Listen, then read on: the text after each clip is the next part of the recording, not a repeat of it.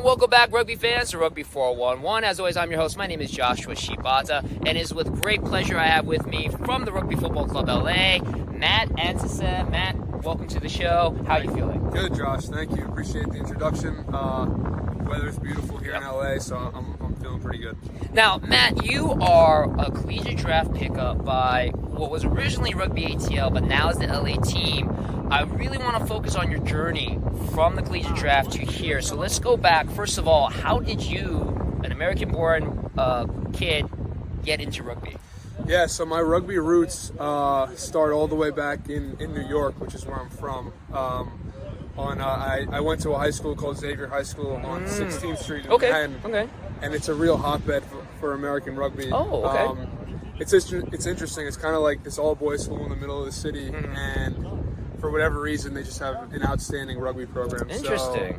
So that was where my foundation was laid. And then from there, I went to a school called the College of the Holy Cross in Worcester, Massachusetts. And then to Dartmouth College, where I played collegiately. And then from there, I went through the whole draft process, which was interesting. We'll talk about that in a little bit. Yeah.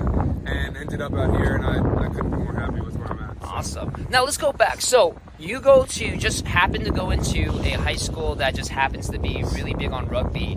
Did you know anything about rugby at that point? Like, was there any, I want to go to this school because they play rugby? Or is it just, this school plays rugby? No, so I had gone to Xavier because, one, it's a strong academic school, and then, two, my uncle had gone there, my older brother had gone there, so there's a family connection. Got it. Did they play rugby too?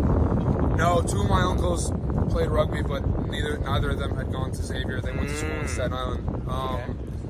So you get to Xavier, and then what kind of happens is you play football in the fall, American football, and then come the spring, it's like, all right, you're playing football, now you got to play rugby. So that's kind of how it worked.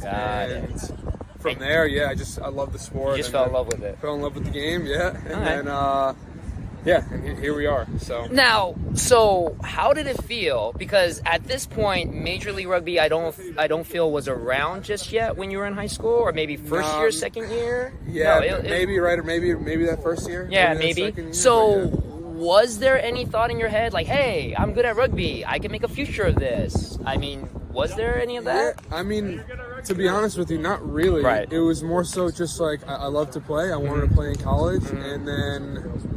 At that point, with no MLR really around, I wasn't really sure what the next steps after that would be, but I was just focused on playing at the college level, doing well there, and kind of just going with the wind. So then you got to Dartmouth, and you got 2 good years under your belt, and now all of a sudden you hear about this collegiate draft. Yeah. So now, what's the mindset going in your head? Yeah, so that's where the mindset kind of switched to, okay, maybe there isn't a pathway to rugby, to now, all right, there's a very clear-cut pathway. So, I enter my name in the draft. I talked to a couple teams, and, you go in kind of blind because you don't know exactly what's going to happen there. Plus, this is only, year 3 maybe of the draft? I believe so. Yeah, so I mean, even they, no offense to the MLR, but even they, I don't think, know exactly how the process is going to go. Yeah, so it was an interesting process. So I talked with a couple teams. I actually spent a good bit of time with the Free Jacks last year training, and then in their whole academy system. Okay.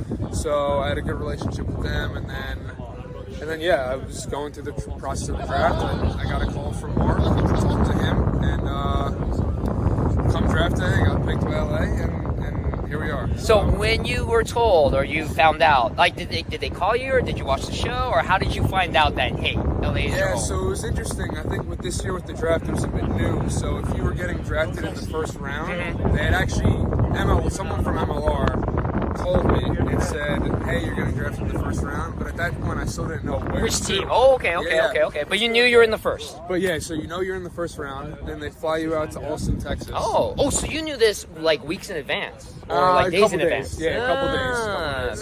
Got it. So they flew out all the first rounders to Austin, Texas, where we did a whole production of the draft, which is a really cool experience. But at that point, still, you don't know where you're going. Right. You just know you're in the first round, but you don't know where you're going. It's funny because you have all the teams there, representatives from each team, GMs or coaches, whatever. And you still don't know where you're going, and then finally they do a live version of the draft, and that's where you find out. And that's where I found out I was. Now, remind me, because I'm a little sketchy on that draft. what ATL? It was still ATL though at the time, or was it LA? Or did we know it was going to be LA at that time?